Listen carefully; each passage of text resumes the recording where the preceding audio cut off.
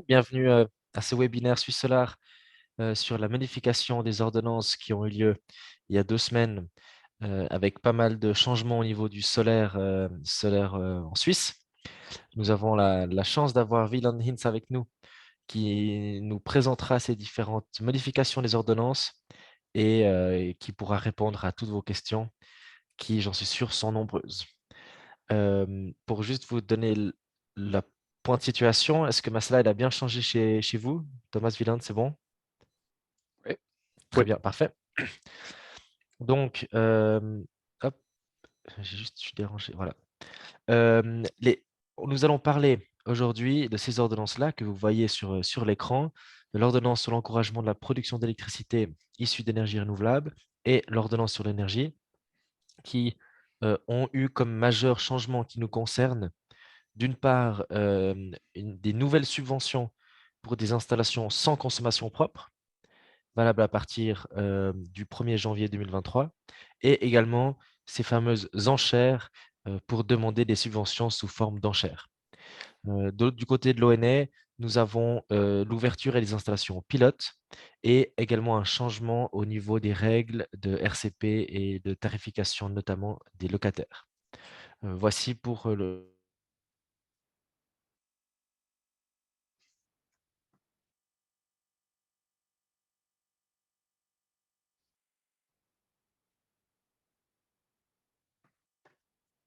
discussion qui est prévue au sein de Suisse Solar est ouverte à tous les membres.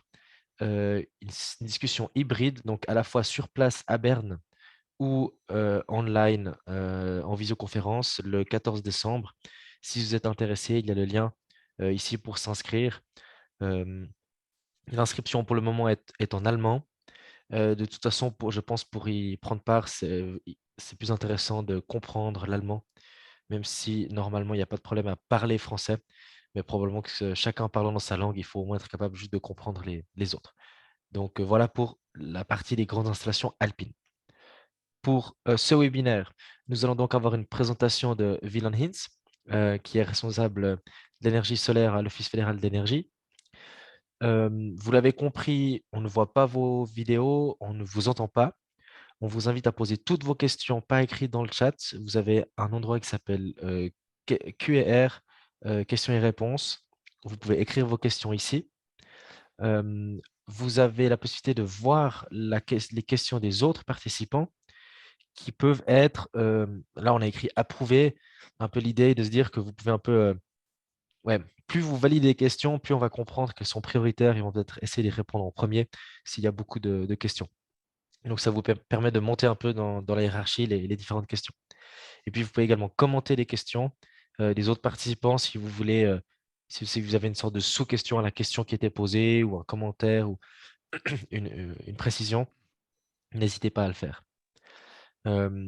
Si par hasard, je n'espère pas, nous n'avons pas réussi à répondre à toutes les questions dans ce webinaire, nous pourrons les traiter par la suite par email et cela vous sera envoyé. Le webinaire est enregistré, l'enregistrement a déjà commencé et un lien sera envoyé à travers la newsletter de décembre pour tous les membres. Pour les italophones, il y a un webinaire. Alors sur mon écran, c'est caché. Je ne sais pas si j'arrive. Je pense que voilà. Il y a un webinaire le 15 décembre qui sera donné par Léo-Philippe Heiniger. Oui, peut-être vous ne le savez pas, mais il parle italien également. Il est incroyable. Et donc voilà, il y aura un webinaire pour les italophones le 15 décembre. Et je laisse la parole à Wieland Hintz, responsable énergie solaire à l'Office fédéral de l'énergie. Je t'invite, Wieland, à prendre la parole. Pour ma part, je reste là, mais je vais couper ma vidéo et mon son juste pour ne pas vous déranger pendant le webinaire.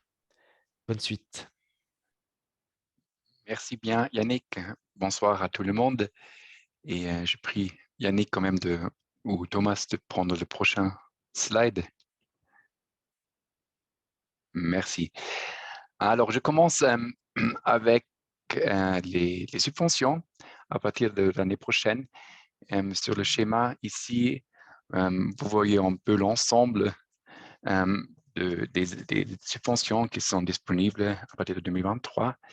Et ça a quand même beaucoup grandi la complexité de ces subventions. Jusqu'il y a un an, on a eu juste la PRU, la RU pour les petites installations intégrées ajoutées et la grue ajoutée. C'était tout qu'on a eu il y a un an et après, on a commencé d'ajouter les bonus. Alors, si vous voulez la partie en eau, la moitié en eau de ce schéma, ce sont les subventions qui sont disponibles pour les installations qui se réalisent avec la consommation propre.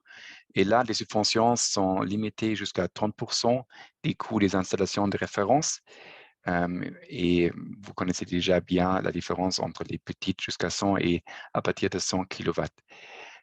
Sur la côté droite, on montre les bonus qui sont disponibles pour ces installations. On peut les accumuler, ces bonus, avec la AU normale, base. C'est un bonus d'angle à partir d'une inclinaison de 75 degrés pour les installations ajoutées et isolées. C'est quelque chose de nouveau à partir de l'année prochaine. Et la quantité est 100 francs par kilowatt. Et le bonus d'angle d'inclinaison pour les installations intégrées existe déjà depuis le 1er janvier cette année, 2022, et à 250 francs par kilowatt. Une autre chose qui est neuf à partir de l'année prochaine, c'est un bonus d'altitude si vous voulez, c'est pour les installations isolées dans les Alpes. Et ce n'est pas la même chose, malheureusement, que les grandes installations alpines qui sont mentionnées tout en bas de ce schéma.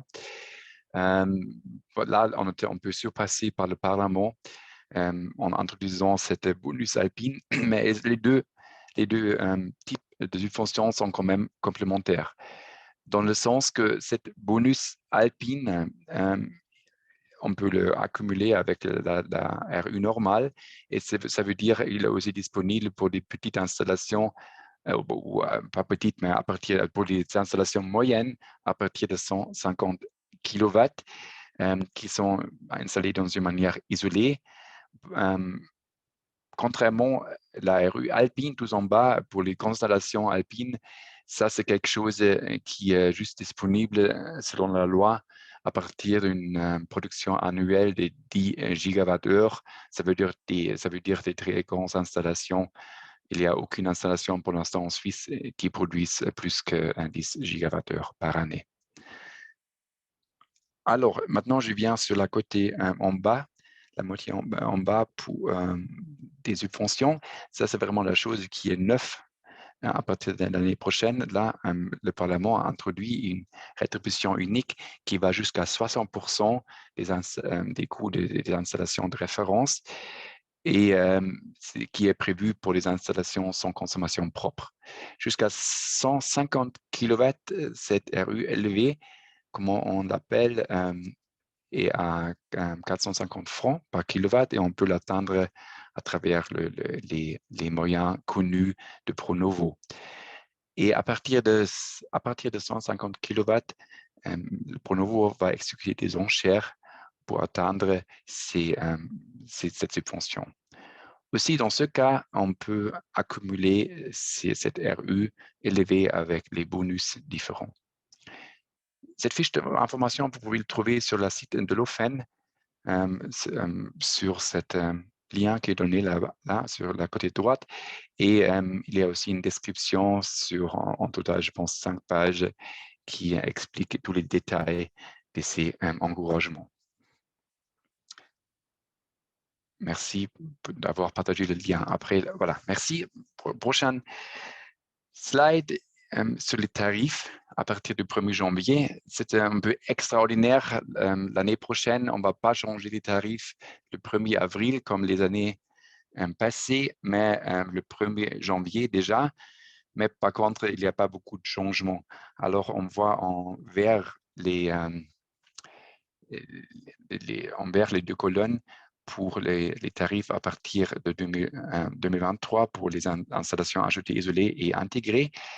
Là, on voit qu'on a légèrement augmenté la contribution liée à la puissance jusqu'à 30 kW, de 380 francs à 400 francs. Et on a supprimé la contribution de base pour presque toutes les installations, sauf pour ceux entre 2 kW et 5 kW. Et les tarifs de la RU intégrée pour les installations intégrées suivent toujours les tarifs de la contribution de la RU ajoutée de plus 10%. Après, la RU élevée, c'est comme j'avais dit, 450 francs pour les installations inférieures de 150 kW. Et après, les bonus 100 francs pour l'angle d'inclinaison pour les installations ajoutées et pour les intégrées de 150 francs par kilowatt et le bonus d'altitude pour les installations alpines de 250 francs par kilowatt. Vous pouvez, pour l'instant, la nouvelle version de l'ordonnance n'est pas encore en ligne, mais les changements, on peut les voir sur la communication de presse du Conseil fédéral du 23 novembre. Prochaine slide, merci. Alors, les enchères, aussi ici, on a fait une deuxième fiche d'information qui se trouve sur la même page qui était partagée avant. Il y a des descriptions comment, pour le déroulement de ces enchères. Comme j'avais dit avant, c'est Pronovo qui va les exécuter par leur portail client. Pour les installations sans consommation propre à partir de 150 kW de puissance. Les installations doivent être pas encore en train d'être réalisées. Ils doivent être mûrs, ces projets, pour atteindre ce délai de mise en service de 18 mois. Les offres sont attribuées ou l'attribution de la RU en fonction du montant d'offres seulement. Ça veut dire vous donnez votre offre en francs par kilowatt et ça va jusqu'à 60% des coûts des installations de référence. Je vais venir sur ce point après. Et comme j'avais dit avant, les bonus peuvent être ajoutés après la mise en service de l'installation. Voilà, le premier tour des enchères va déjà se passer dans moins que 2 mois. C'est prévu pour le 1er février 2023. Et après, tous les 3 mois, c'est prévu d'avoir les autres tours, les prochains tours des enchères. L'OFEN fixe, avant les enchères, l'OFEN fixe la valeur maximale de l'offre en francs par kilowatt et aussi le volume.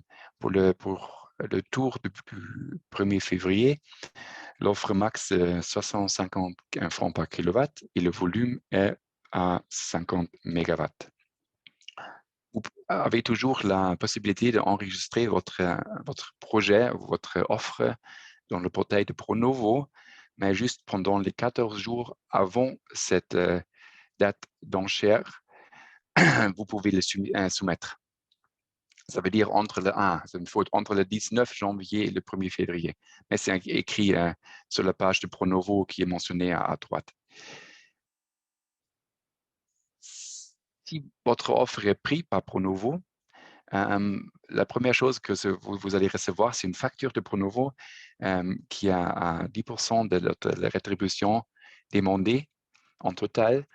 Et cette sécurité, cette garantie est là pour assurer que les installations qui participent aux enchères et qui gagnent sont aussi réalisées et ne bloquent pas l'argent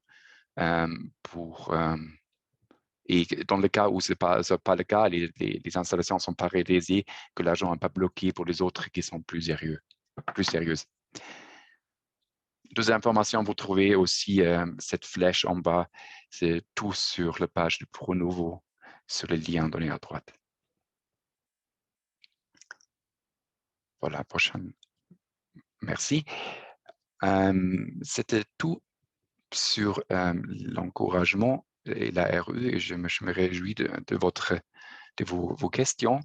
Et maintenant, mais d'abord, je vais encore continuer à montrer les autres changements dans l'ordonnance. On a aussi changé la définition des installations. Alors, à partir du 1er janvier l'année prochaine, une installation est juste, entre guillemets, définie par plusieurs champs de modules, plusieurs onduleurs et un point de mesure. Jusqu'à maintenant, c'était toujours lié sur une parcelle, un terrain, et ça va être plus le cas. Ça veut dire, si on a une grande voiture et on aimerait bien avoir une installation pour la consommation propre, on peut en même temps avoir sur le même toit une deuxième installation pour l'injection totale d'électricité. Et ces deux installations sont considérées comme des installations séparées s'ils ont des mesures séparées.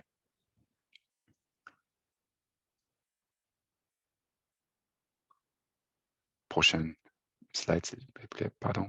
C'est le dernier.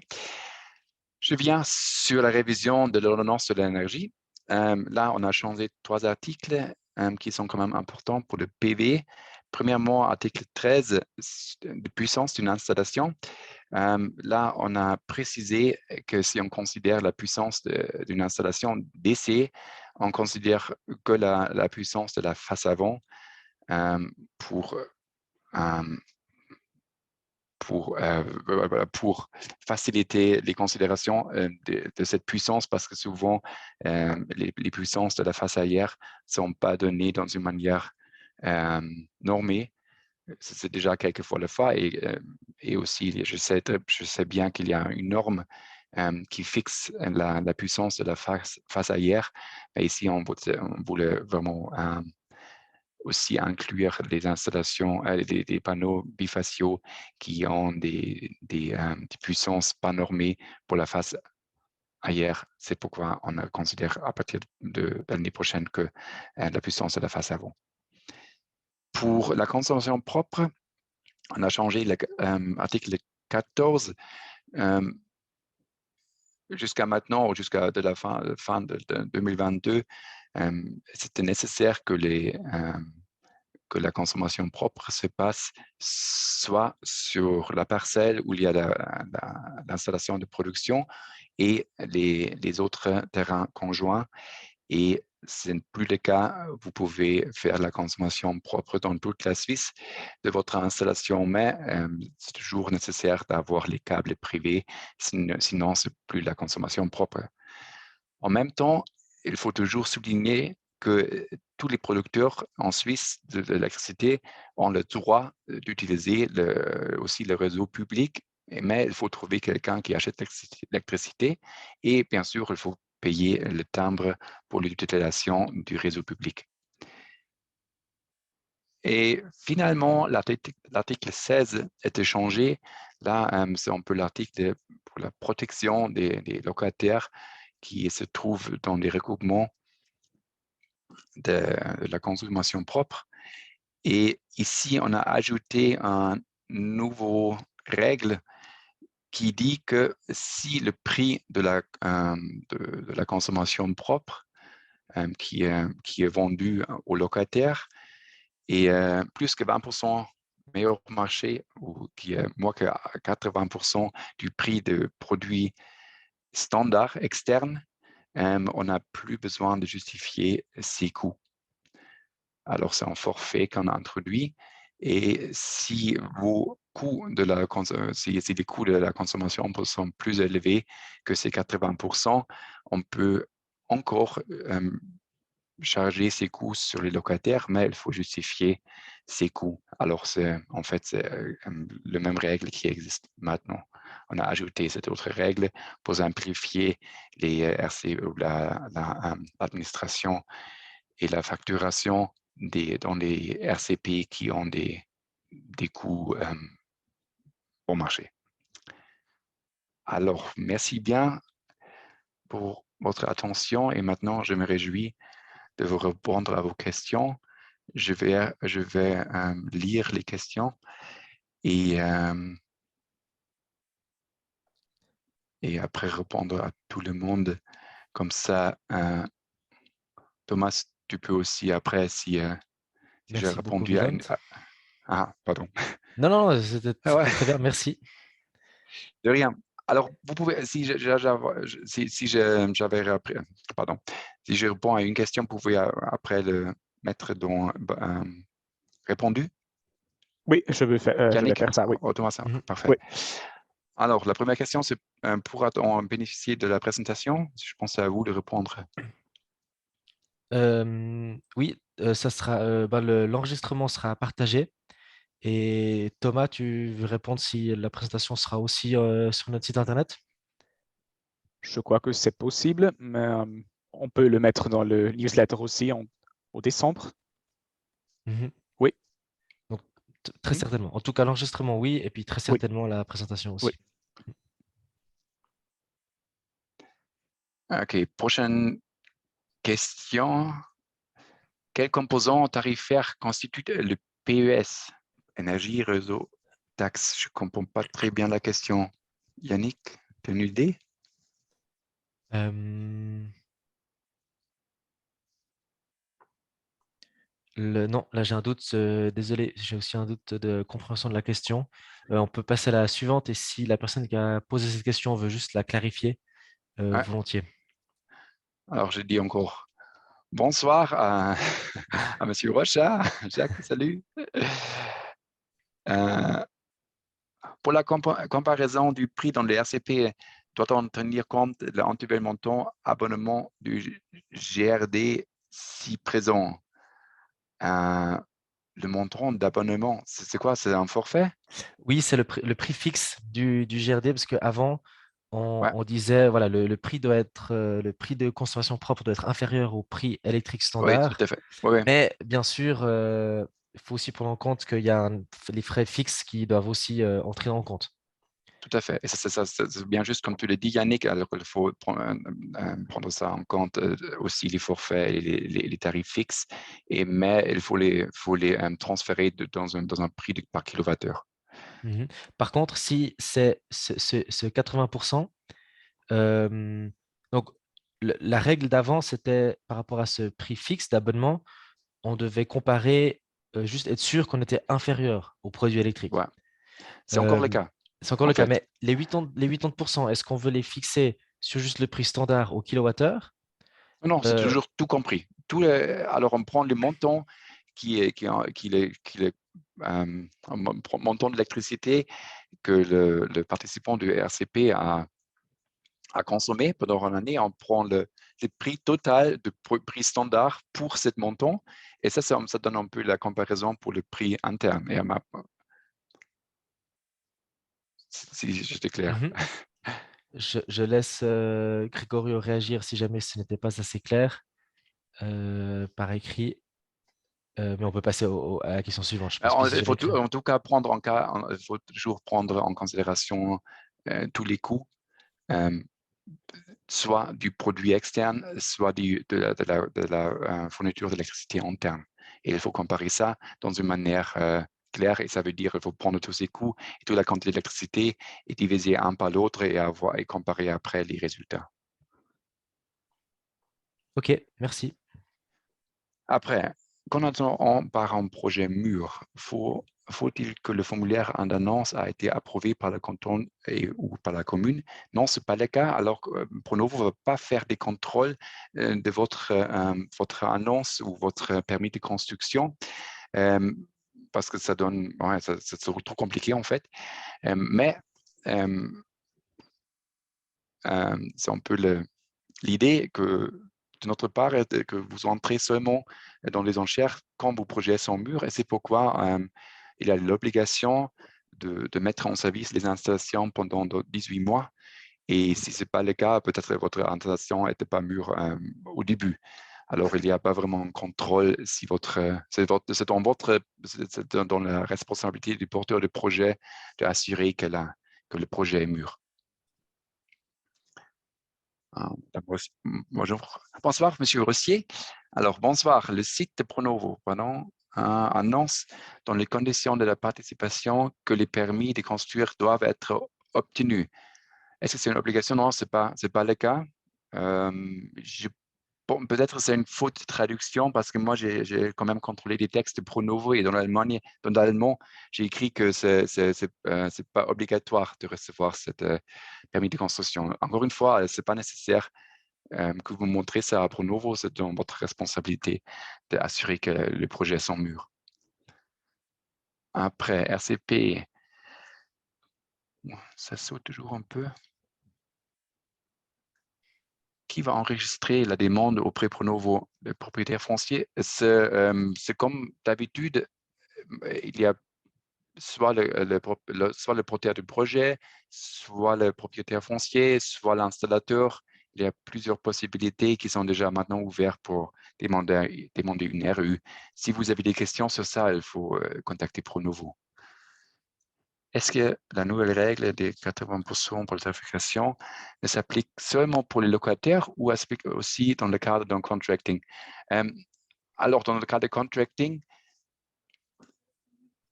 le propriétaire foncier, il n'est pas propriétaire de l'installation, mais quand même, il est propriétaire de la maison et les locataires sont les siens. C'est pourquoi cette règle applique aussi. Bien sûr, Vilain, si je peux clarifier, Oui, ça s'applique par ricochet au locataire du propriétaire qui a fait le contract, qui a un contracting avec un contracteur. c'est ça. Mais si le propriétaire lui-même consomme, si c'est du contracting avec un industriel qui est lui-même propriétaire et c'est lui qui utilise les locaux, eh ben, comme c'est du privé, là, ils peuvent mettre la règle qu'ils veulent. Oui, c'est bien juste. Alors, je suis d'accord. Oui, pardon, je n'étais pas très clair avec ça. Oui, je n'ai pas très bien lu. Je Non, pensais non, que non, mais non, c'était non, ce juste que un tu as dit changement. était, non, non, ce que Ouais, tu as dit était très bien. Je suis ouais. allé une étape Alors, plus loin. oui, très bien. Oui, mais aussi la question était dans cette direction. Alors, ça veut dire que la règle de 80% applique dans le cas où il y a des locataires, peu importe qui est propriétaire de l'installation. Mhm. Très bien, merci. Mais s'il n'y a pas de locataires, il y a juste les propriétaires fonciers et on peut faire n'importe quoi. C'est si ça concerne la facturation. Oui. ACP, quel appel on le produit standard GRD, quelle qualité de courant? Alors, le prix standard du GRD est le produit que vous recevrez quand vous faites rien. Alors, c'est vous juste vous déménager dans un appartement et le GRD va vous donner un produit, c'est le produit standard.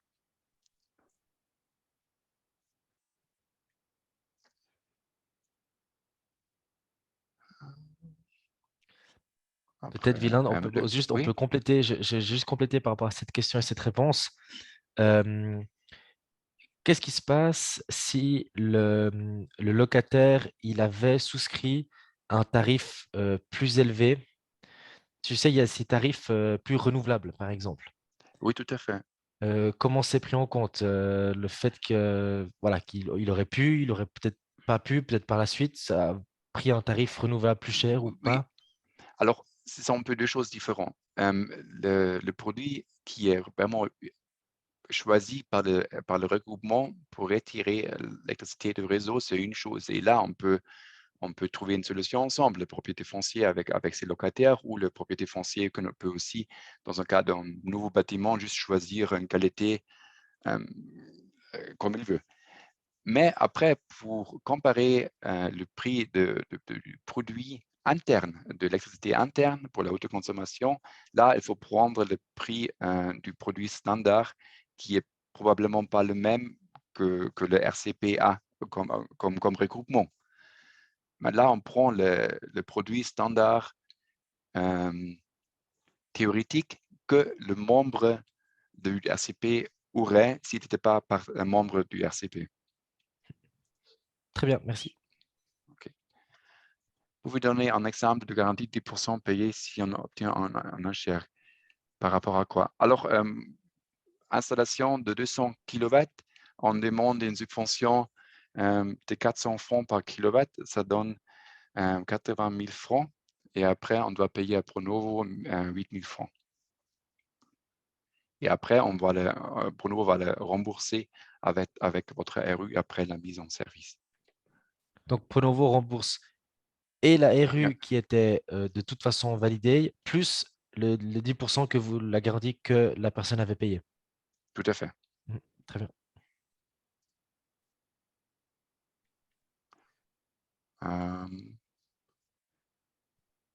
La modification de l'ONEN n'a sauf erreur pas encore été publiée sur la. Ouais. Alors, comme j'avais dit, c'est pas encore sur le site de l'ordonnance, mais si vous allez sur les communications de presse du Conseil fédéral du 23 novembre, il y a une communication de presse sur ces nouvelles ordonnances. Et là, vous trouvez aussi la nouvelle version de cette ordonnance, ou pas la nouvelle version, mais les changements de cette ordonnance.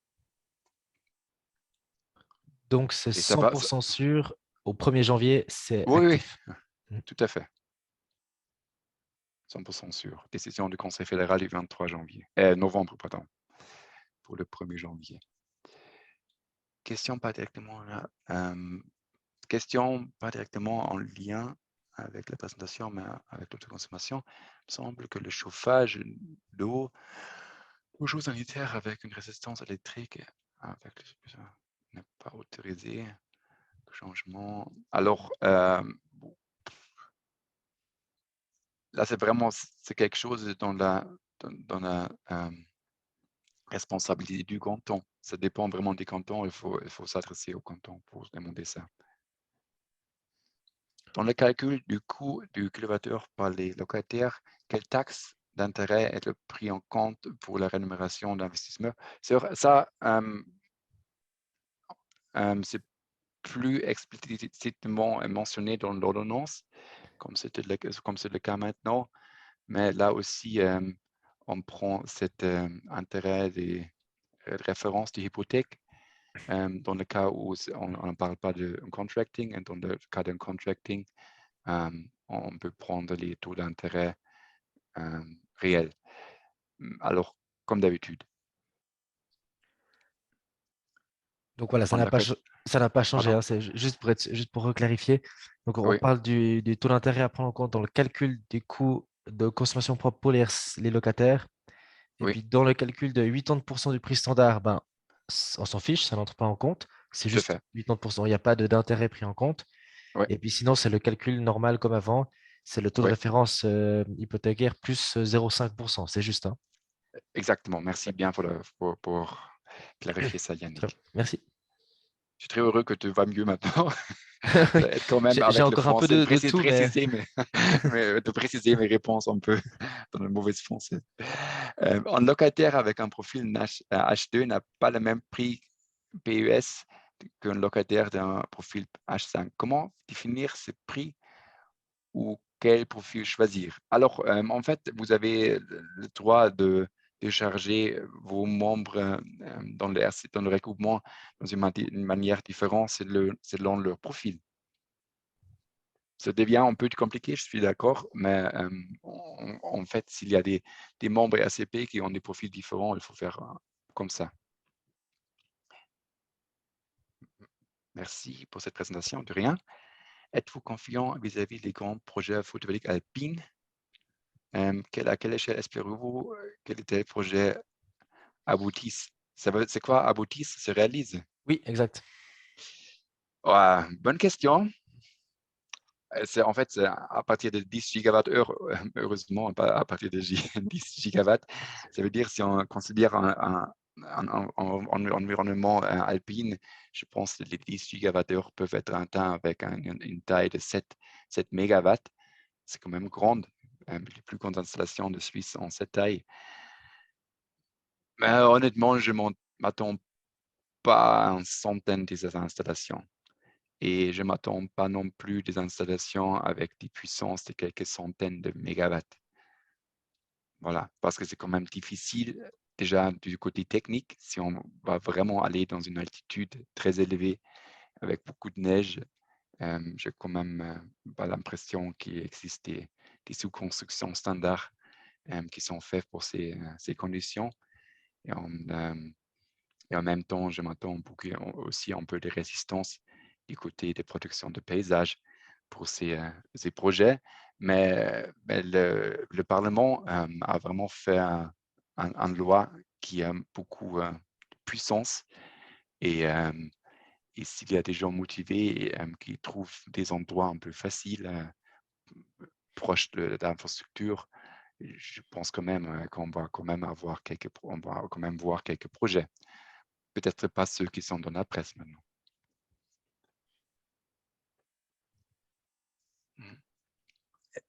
est-ce que c'est prévu d'aborder plus tard la question de la modification de l'appel concernant les RCP et le retour au marché réglé? Ah, c'est une bonne question. Je peux...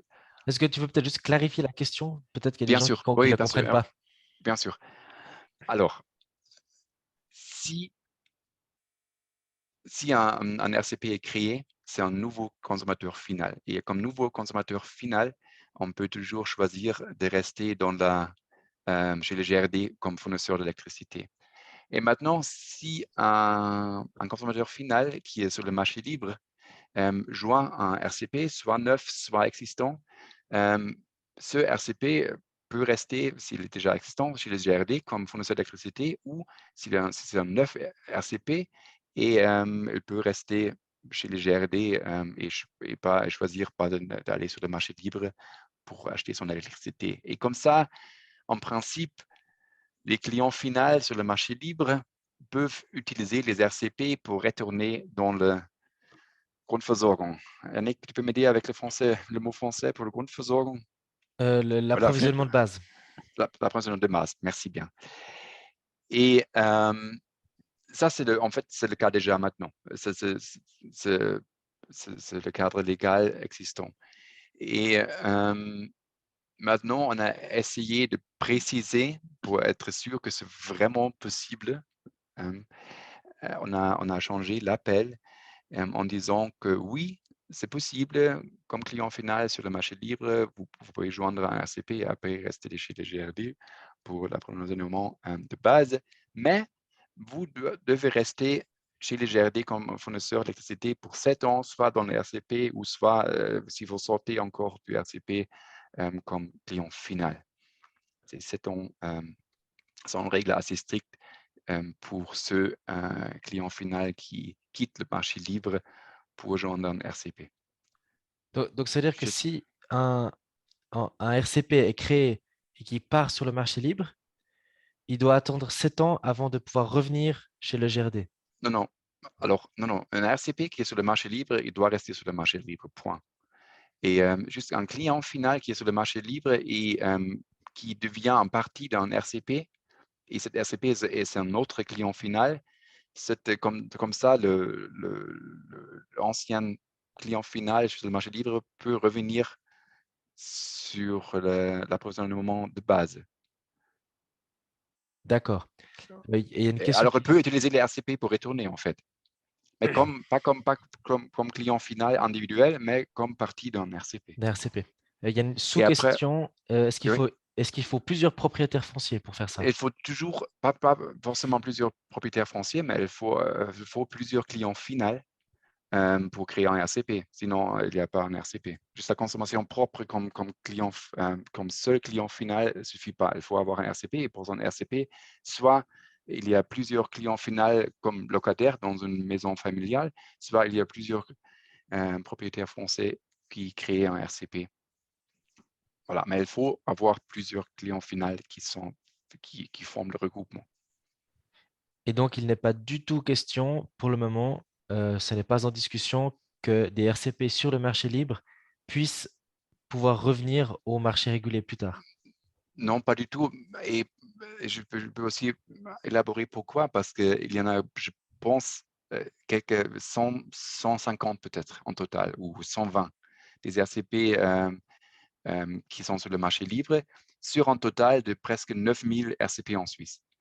Et par contre, si on considère tous les clients finaux en Suisse, et je pense la moitié, pas de la moitié, mais la moitié de l'électricité qui est consommée en Suisse est achetée sur le marché libre. Ça veut dire qu'il y a le problème est beaucoup plus grand que les clients qui sont sur le marché libre ont maintenant avec la hausse des prix sur les marchés d'électricité.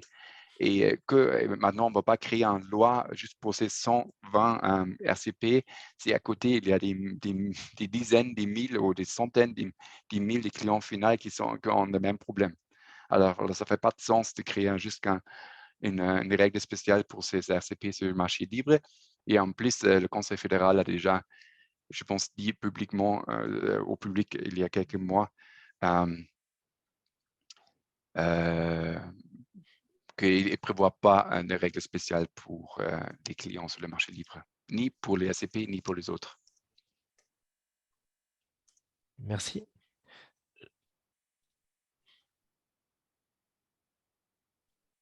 Alors, maintenant, je suis un peu perdu. On est où? Enchère. Qui va enregistrer la demande de propos nouveaux? Là, ça, je gère. Thomas, est-ce que moi Répondu. aussi j'ai la possibilité de classer des questions? Parce que pour aider à faire le tri, je ne trouve Tu, pas comment je peux classer. tu devrais, sinon tu peux me le dire. Je vais le mettre comme répondu si j'ai oublié quelque chose. Je peux supprimer, mais je n'arrive pas à dire répondu.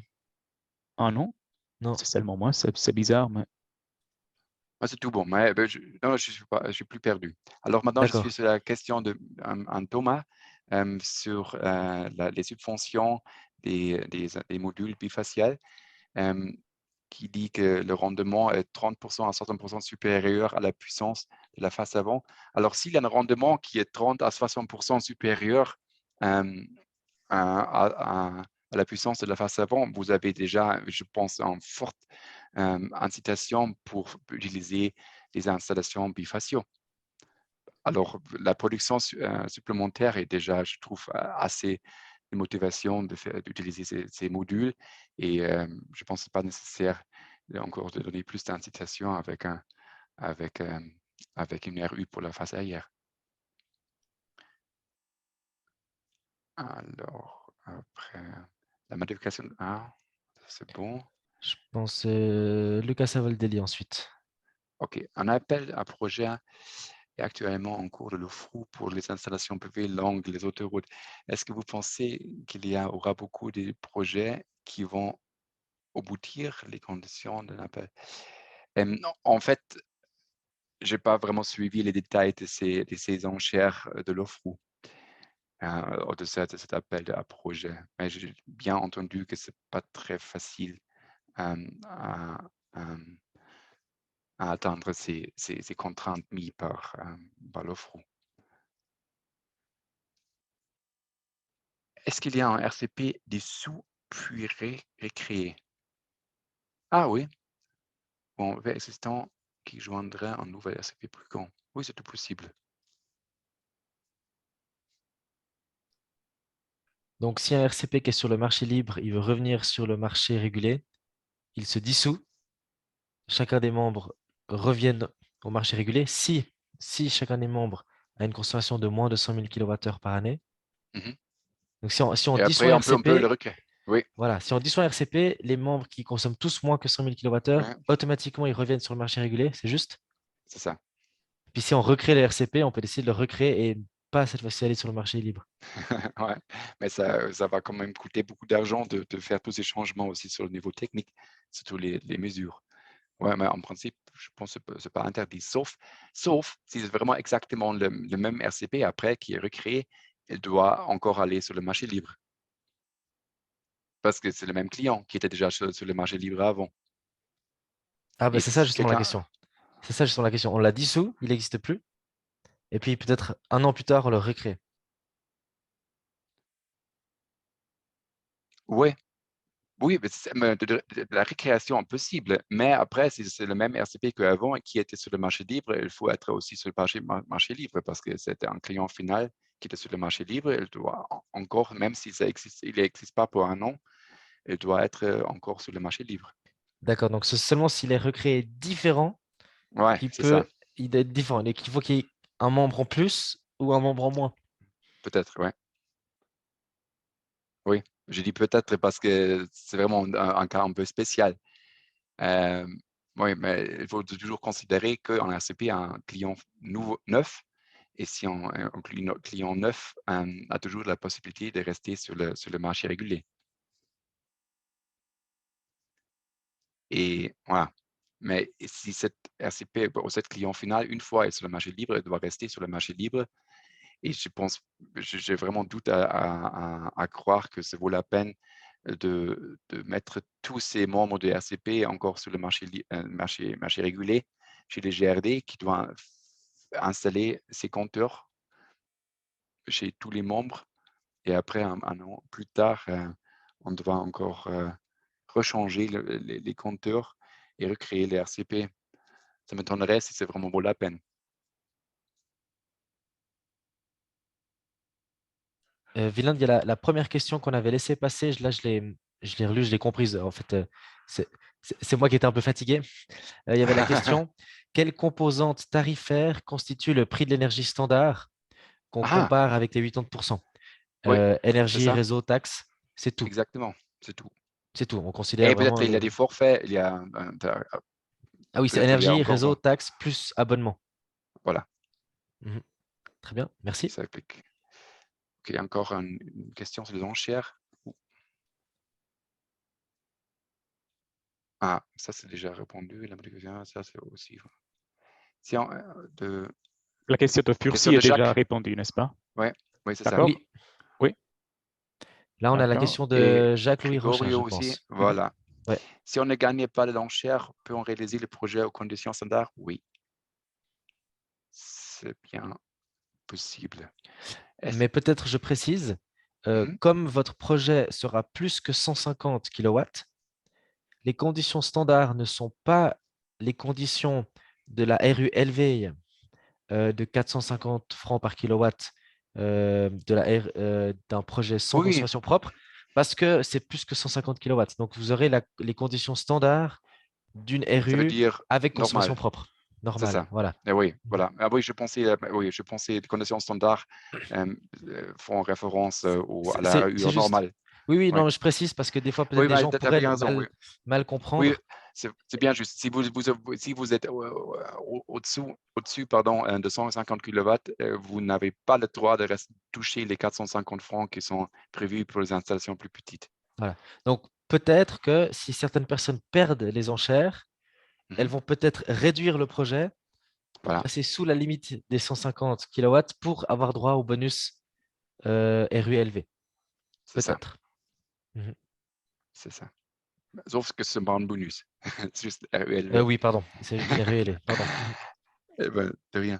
Est-ce que le représentant du RCP est responsable hop, euh, pour la fourniture choix d'électricité complémentaire ou les propriétés foncières? Ouf. Alors, ça dépend. C'est comme c'est écrit dans l'ordonnance qu'il faut fixer les règles, comment choisir l'électricité complémentaire, mais c'est pas dit comment cette décision est prise. Soit on fait une votation, soit juste le propriétaire foncier qui décide. Alors, c'est tout possible, mais il faut fixer ça dans le bail, dans le cas d'un RCP avec des locataires. Donc, un gros client qui, au marché libre, installe 10% de la puissance solaire et décide d'avoir un nouveau locataire dans ses murs et peut créer un RCP enfin pour contourner l'appel et donc retourner au marché réglé. Ah oui. Mais ouais, c'est ça. Si un deuxième client final dans son bâtiment, c'est bien le cas. Si on ajoute une installation ACP déjà existante, ceci crée un nouveau client final, comme une nouvelle installation. Non, non, non. Il faut ajouter des autres clients finaux pour avoir un nouveau client, un nouveau RCP. La question de M. Rossier, une modification de l'honneur dit, pour les installations, pardon, ça saute quelquefois, pour les installations photovoltaïques devront être construites en dehors des zones à bâtir et remplissent certains critères supplémentaires, une mise aux enchères spéciale peut être réalisée séparément. Pouvez-vous détailler ce point, les projets que cela concerne, comment on va les enchères? Alors, c'est bien juste, merci bien pour la précision. L'OFEN peut introduire aussi les enchères spéciales pour les installations spéciales comme les installations flottantes, les installations pour des parois, sur des parois anti-bruit, agri-photovoltaïque ou sur, je sais pas, des grands barrages. Mais honnêtement, c'est pas prévu d'introduire ça pour l'instant. Déjà, parce que je suis pas vraiment convaincu que c'est une bonne idée de faire des enchères pour des potentiels qui sont si petites par rapport aux potentiels sur les toits. où les enchères normales appliquent. Et aussi parce que j'aimerais bien encore un peu m'entraîner avec les enchères normales avant de sauter dans cette direction. Alors, pour l'instant, ce n'est pas prévu d'introduire ça bientôt. Et en plus, c'est aussi un truc que notre nouveau chef, M. Rushdie, doit aussi dire un mot dessus. Je me réjouis déjà de ce que c'est avec lui. Selon l'annexe 1,2, 1.2, est-ce qu'il est possible de découper une installation de 300? Ah oui, très bonne question.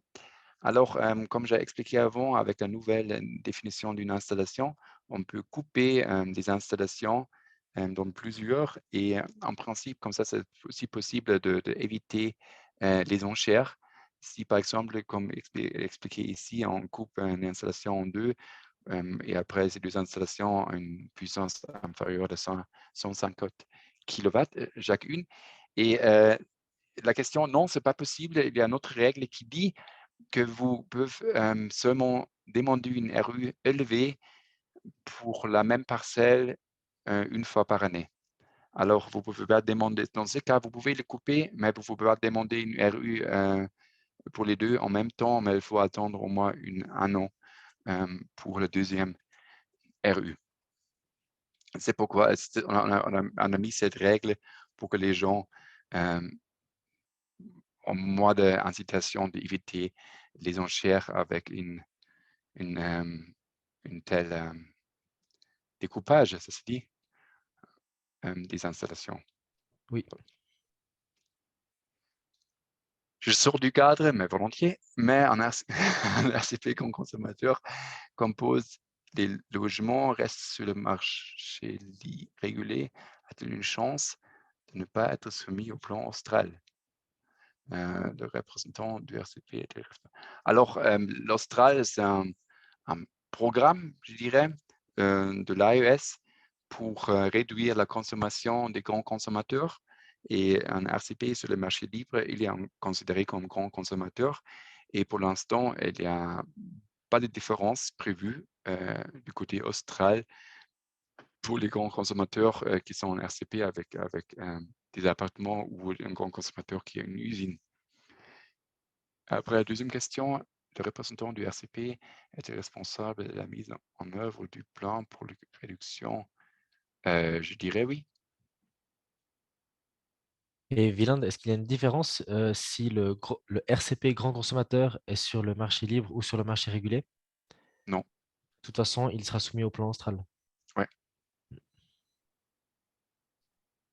Mais là, je ne suis pas un grand expert. Peut-être qu'il faut demander ça à l'AES ou à Austral, qui est, je pense, géré par, oui, c'est géré par l'AES. De rien.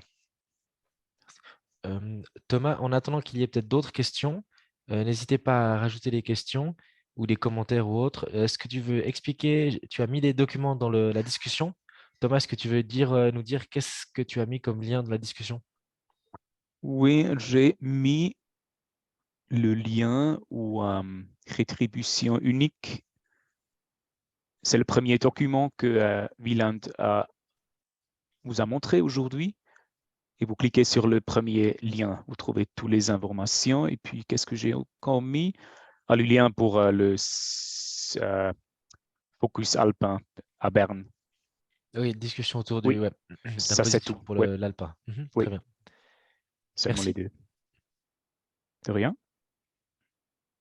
Nous ne voyons plus aucune question. A priori, nous avons répondu à tout.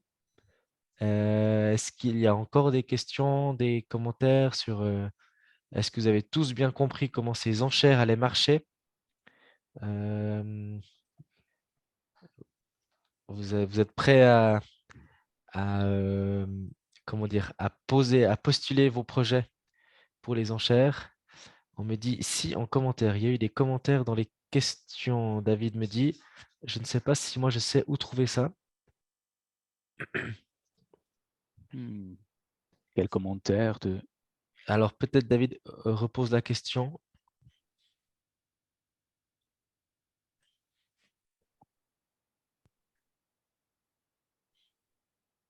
Voilà, merci. Vas-y, Wieland, je te laisse. Pas vraiment. Selon le GRD, la réponse est non. OK. Pouvez-vous répondre plus précisément à cette question? Existe un document qui explique cela? Alors, c'est vraiment une question quand c'est un RCP ou c'est pas un RCP. Et ce qu'on a, moi, un RCP, c'est un recoupement de plusieurs clients finaux. C'est bien écrit dans la loi. Alors,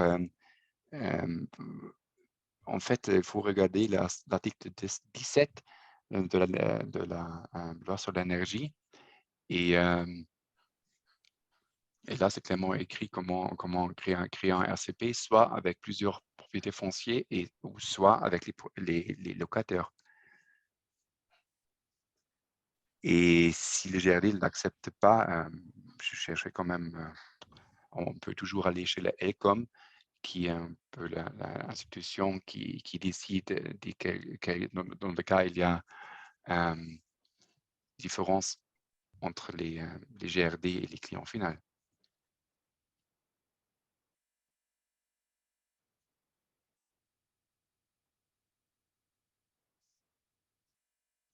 Ok, David, je te laisserai nous redire si jamais tu voulais plus de clarification comme réponse.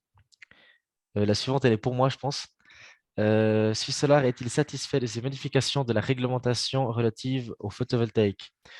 Je dirais pour tout ce qui est des bonus et autres, oui. Pour le vertical, pour le bonus alpin à plus de 1500 mètres aussi. De permettre une subvention pour les projets sans consommation propre, on est aussi favorable parce que on voit qu'il y a énormément, particulièrement de fermes qui sont compliquées, qui ont des belles toitures, mais dont la rentabilité est difficile à garantir pour une installation photovoltaïque. Après, au niveau de l'enchère, c'est peut-être le seul point où il y a un peu des discussions et on attend de voir comment ça se passe par rapport à ces mises aux enchères. Je pense que Suisse Solar n'était pas euh, totalement favorable, mais disons, on est ouvert, on attend de voir ce que ça donne. Voilà, j'espère que j'ai répondu.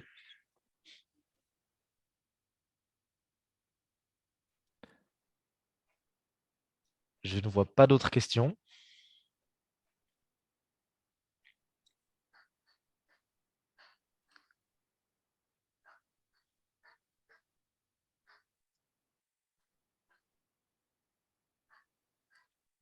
Très bien. Ben, s'il n'y a pas d'autres questions, je pense qu'on peut s'arrêter là. Je ne sais pas si euh, Wieland, tu as des choses à ajouter. Je ne sais pas si Thomas aussi. Rien de ma part, merci. C'est aussi Merci bon pour d'avoir moi. Merci participé. beaucoup. Ok, Mais c'est bien pour vos questions. très bien, parfait. Ben, un grand merci à Wieland d'avoir été disponible et prêt à répondre et à jouer ce jeu des questions-réponses. Merci à tout le monde d'avoir été là. Comme l'a dit Thomas, le webinaire est enregistré. Nous vous donnerons le lien à travers la prochaine newsletter.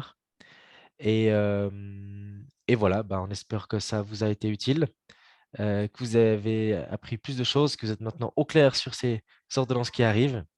Et on souhaite à tout le monde une excellente soirée.